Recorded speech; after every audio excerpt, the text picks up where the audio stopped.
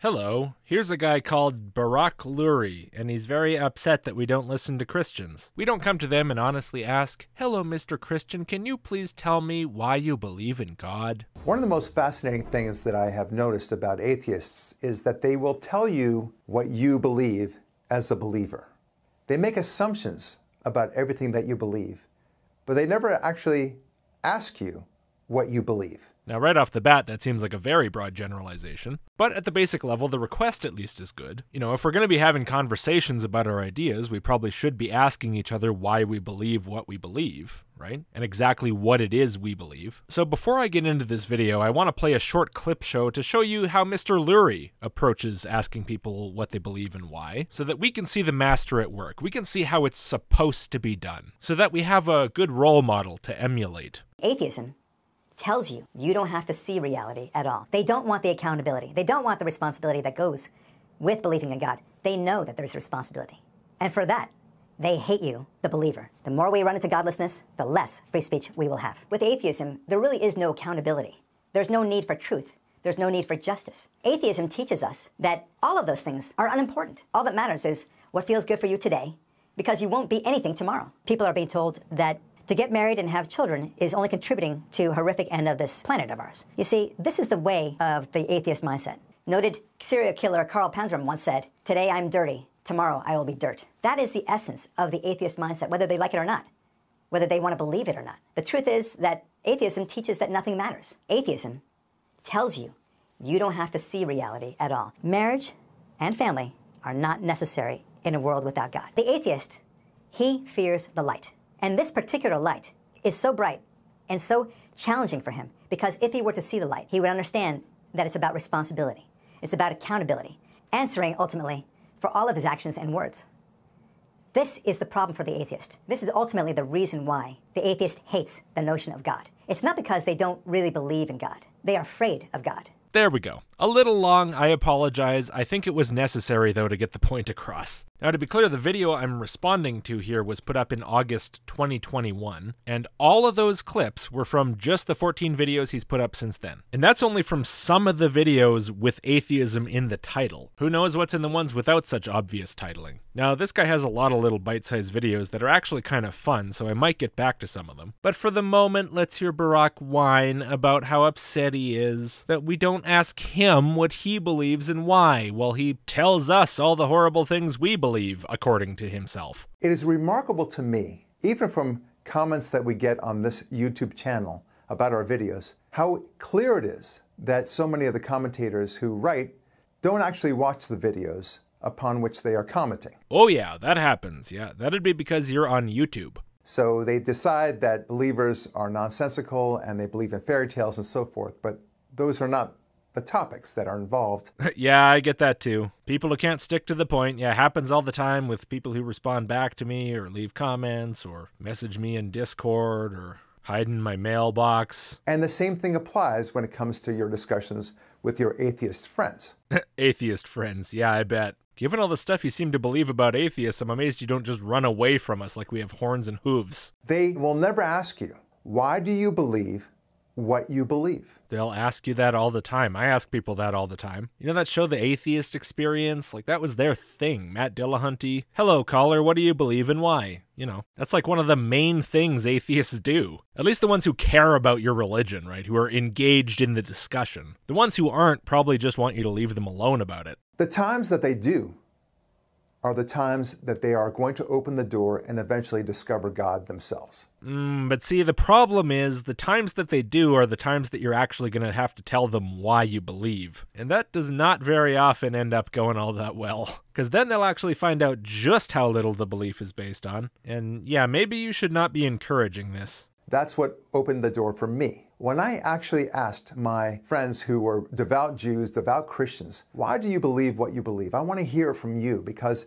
my impression of what you believe is that it's very shallow and that you just want to protect yourself from eternal damnation or hell. And so maybe I'm missing something. Tell me what I'm missing. Okay, and then what? They gave you the Kalam cosmological argument, the teleological argument. They told you about the Goldilocks zone around the sun. We're perfectly adjusted next to the sun in a way that's in a Goldilocks orbit, as they called it. They pointed at life and they said, how'd that get there? I mean, every time I ask a religious person why they believe, it's some kind of shallow crap like that. It's either that, or it's a feeling, or it's the Bible, or the Quran, or what have you. And I've had plenty of chance to ask people about this stuff. I've been doing this for 10 years, and nothing of value.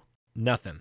So what did they tell you that was so different? This is a conversation that very few atheists, if any, will ever ask you. Do you think it's possible that that's just the atheists you know who don't really want to get into it with you? They kind of just want you to leave them alone because they expect you to start preaching at them if they do say anything, ask anything? I'm not saying that is what it is. I don't know how you are offline, but I have a guess. And if they do ask you, like I said, they're on the road toward believing in God. Then apparently that's got to be one long and winding road, which appears to be going in exactly the wrong direction. Why is this? They'd much rather think of themselves with a smug superiority. I don't know about that. Have you ever tried asking them why? Well, no, of course not, because it only goes one way. And I'm not even saying this as an insult. People naturally want to feel that their position on theology, on politics, musical taste for that matter, that they're superior.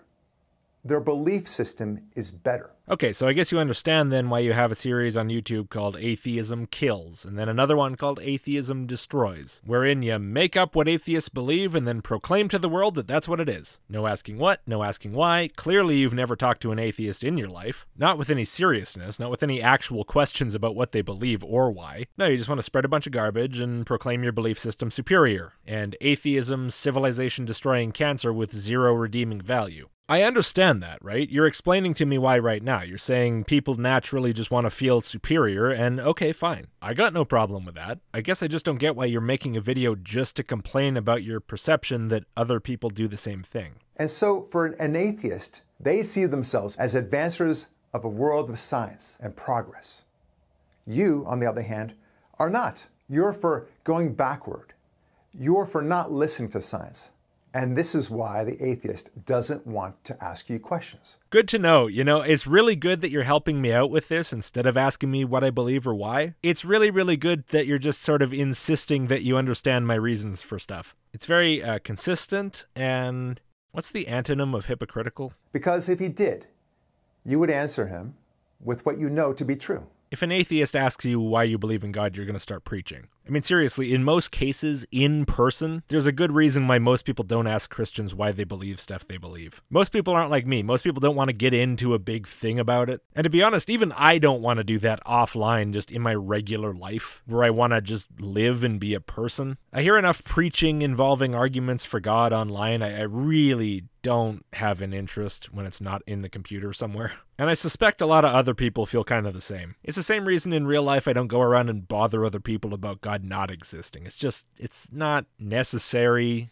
interesting, anything. If someone starts a conversation with me, I'll talk to them, and then I'll ask a whole bunch of questions. In fact, when I'm talking to somebody, just about the entire conversation is questions. And again, the person involved usually doesn't end up getting exactly what they wanted. They just end up asking themselves a lot of the same hard questions I asked them. The reason why you believe in God is not just because you took some leap of faith, but also because you began to see the wisdom and the beauty and the science, yes, the science of God. All these little guesses about what you mean by that are popping up in my head. All these little arguments I've heard over the years when I asked why you believe the thing you believe. I wonder if you've got any that most of the internet atheists haven't already heard. That's probably another reason, by the way, that people don't really bother in your comments section to ask you why you believe what you believe. It's because by and large, it's pretty easy to predict what kind of responses are going to come back. A lot of us have heard pretty well all of them. You began to understand how things connect, and that the only way to explain what you see around you is that there was a creator who designed this. Okay, so we're kind of in intelligent design territory, maybe? Okay, heard it. But hey, you know, if it makes you feel good, Mr. Barack Lurie, sir, why do you believe in God? There, now you can tell me all the stuff I've already heard. I'm sure it's very interesting. Once you realize there was a creator who also gave you free will, you begin to wonder whether or not that creator was also the God of the Bible. I notice you kind of just wedged free will in there. Like you started off possibly in the intelligent design area, and then it's like, well, we were intelligently designed, something free will. That's iffy. And then you start to wonder if the creator that made you with free will might be the God of the Bible. Okay, which other gods do you start to wonder if it might be? Because I feel like you're not really very close to any of them right now. You got two things. We were created, we have free will. These are the beliefs you've convinced yourself of by this point that you're talking about. When you realize that, then you're well on way to believing not only the creator, but also the notion of a God of the Bible. Well, yeah, if you already believe you were created, then you're well on your way to believing in the creator. And if you're questioning whether that means it's the God of the Bible, then you're well on your way to believing it's the God of the Bible. Yeah, of course you are. Look, the bottom line is they just don't want to hear from you. They're afraid that if they actually listen to you, it might plant a seed in their head that might cause them to start believing. Oh, yeah. And you asked them about this, right? And that's what they told you? Yeah, that's not, yeah, well, no, it only goes one way, right? I'm sorry, I keep forgetting that. It's kind of too goofy for me to remember too long. They'd rather believe that you believe in petty nonsense. Well, no, look, I'd rather believe that you have some big, impressive line of reasoning to your beliefs. The alternative makes my head hurt. Every time I have to deal with religious people telling me their reasons for why they believe, it literally gives me a headache. I'm not kidding. That's not a joke. That's not an exaggeration. Trying to understand how people are willing to accept the kind of unbelievably, obviously sloppy reasoning people present to me makes my head hurt. I cannot wrap my head around the dumb. I don't want that at all. I want to wake up and have this all have been a horrible nightmare. And really, all the theist arguments are well thought through and totally reasonable and respectable. And even though I disagree with them, I understand why they've reached that conclusion. Kind of like, scientists with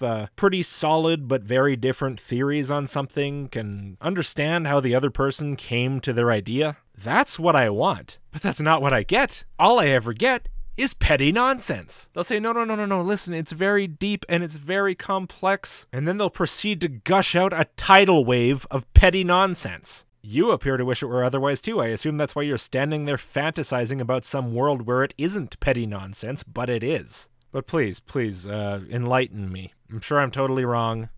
Let's have your petty nonsense, come on.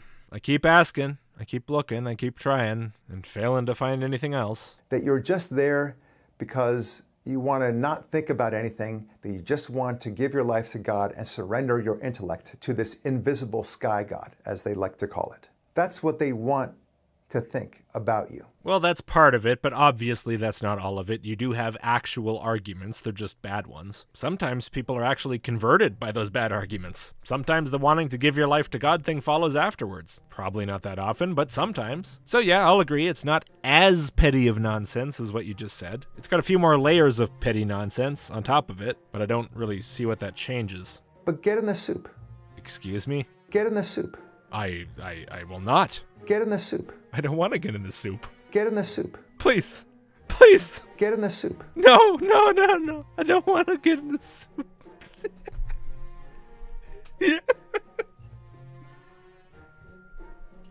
Ask them. Oh, hold on. It's been a long day.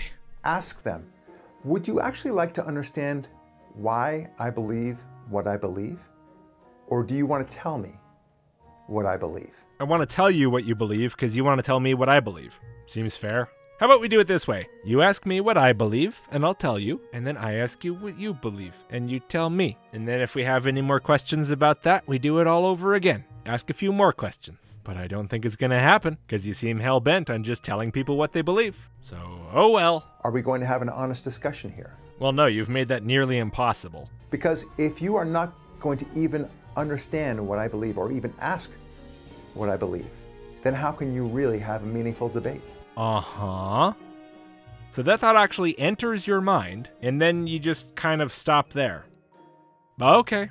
Well, that's pretty much the end of the video, so I guess I'll just stop there. So thanks for watching. If you would, please give the video a like and click subscribe if you haven't. Huge thanks to all of my supporters on every platform. You're what keep the channel going. If you like the channel, please consider supporting with just a couple bucks a month or whatever. It really does make a huge difference. If you want videos a bit early, sign up to the email list, list.logicked.com, and I'll see you next time. Get in the soup.